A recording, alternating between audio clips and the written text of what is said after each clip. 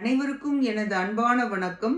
திருவள்ளுவர் இயற்றிய திருக்குறளில் அறத்துப்பால் அதிகாரம் 32 இன்னா செய்யாமை 320வது குறள்.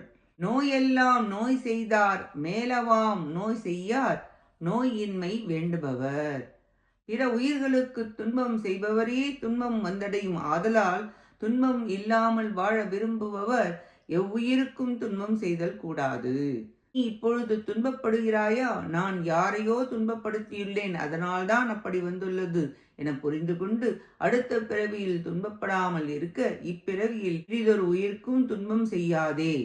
என் உயிருக்கு துன்பம் வரக்கூடாது என்றால் நீ துன்பம் செய்யாதே.